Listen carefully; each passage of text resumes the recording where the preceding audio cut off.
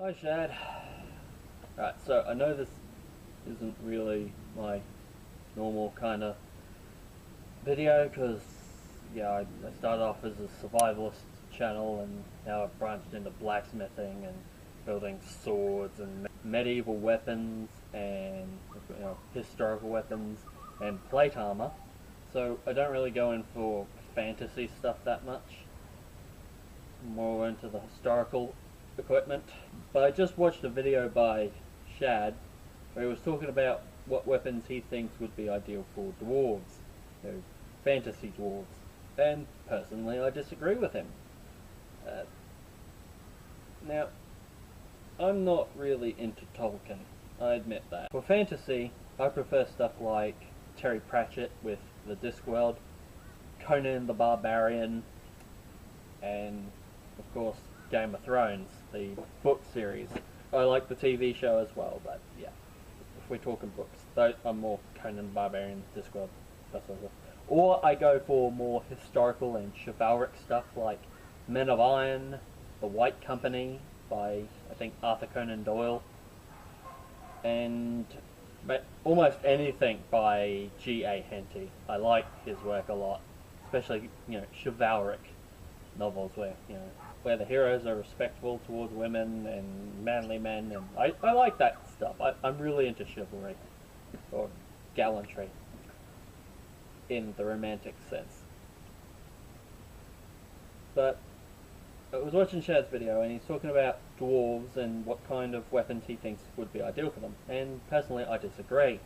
Of the fantasy genre, the books that I'm into that have dwarves, like the Witcher series has dwarves, and the Discworld series has dwarves. That's the Discworld series by Sir Terry Pratchett. They normally portray dwarves as being a lot stronger than normal humans, as well as being a lot smaller. But you were talking about dwarves of normal human strength in a small package. Now,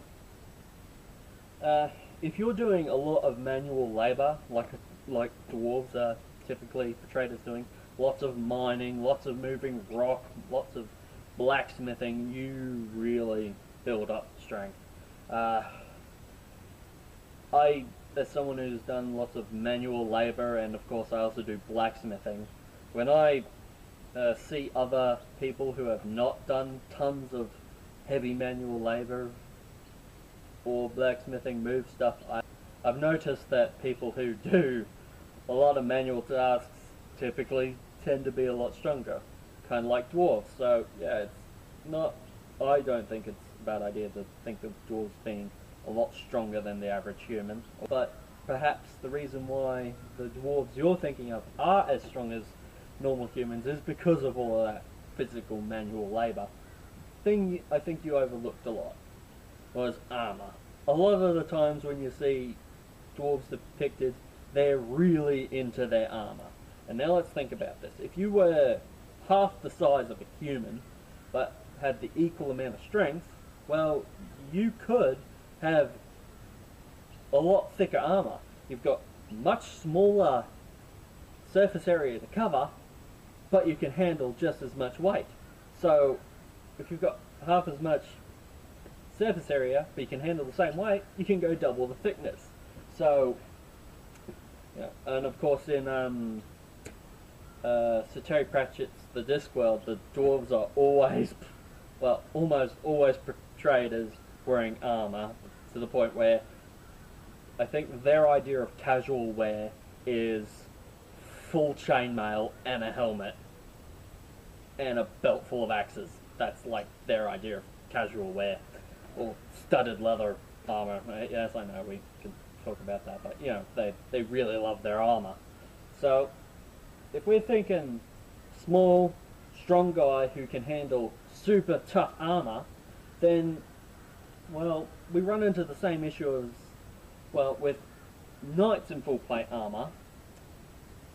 We know from history, a lot of them would prefer something about the size of a poleaxe or a lucerne hammer, something this kind of length. whereas guys without all that armor would tend to lean more towards halberds. Now, think about it. Why is this?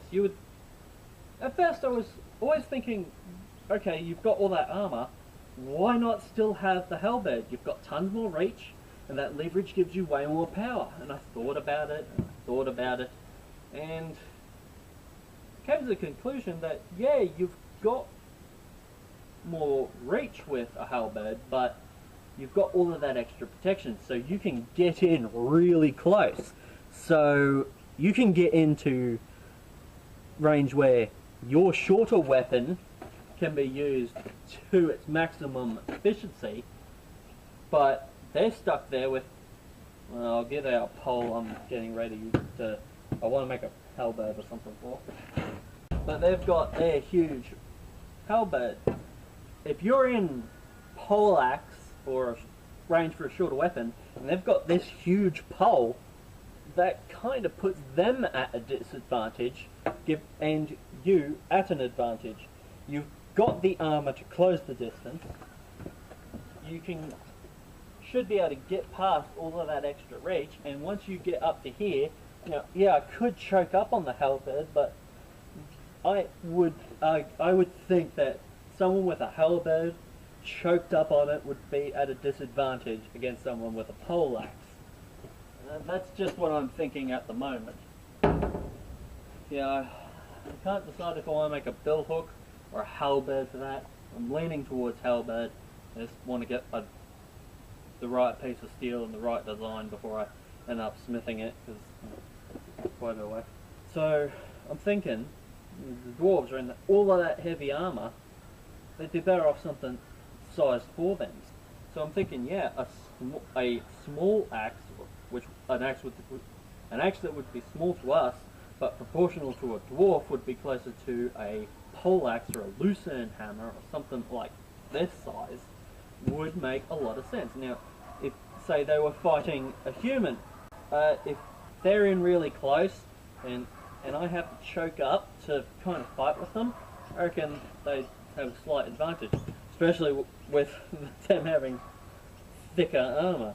I'm theorizing that they'd probably have thicker armor. They could probably get away with having thicker armor, but I think the dwarf with the weapons size for it, which are smaller than mine as a human, if it's got heavy armor and it gets in close where it can be most effective, and I've got a longer weapon, I think it might have the advantage over me. It's using its heavy armor to get in close and close the distance. Kind of similar how if, say, someone in full plate armor and a poleaxe can get in past a halberd and use its poleaxe at the ideal, and use his poleaxe at an ideal distance against the person with the halberd. In both cases, I think the armor is probably what would help them a lot in getting past the other person in order to employ their smaller weapon, smaller in relation to the opponent's weapon, getting close, really go for it. Like if I had to fight a dwarf down at, say, arm's length with this, probably not going to be good for me. Especially if he's got a shield.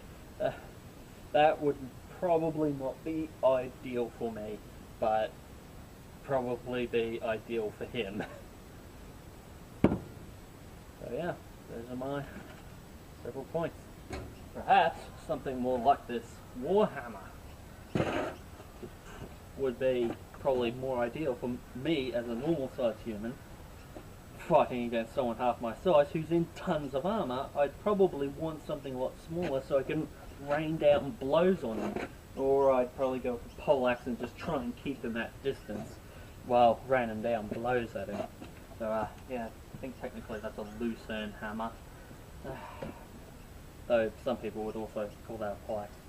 So yeah, I'd be going with high impact weapons, especially if they're going up against other dwarves who are also wearing heavy armor.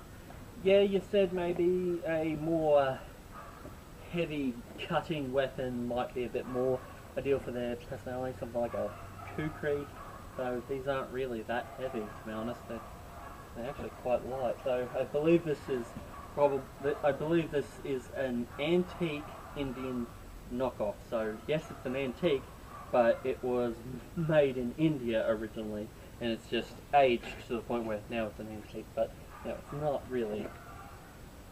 It's not heavy at all.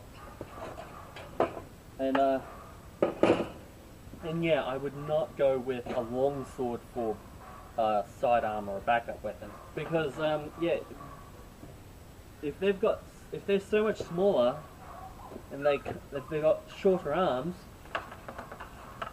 they might not be able to get out. See, me being human sized, I can get it out, but if my arms were really short, I might have a bit of trouble trying to draw a longsword.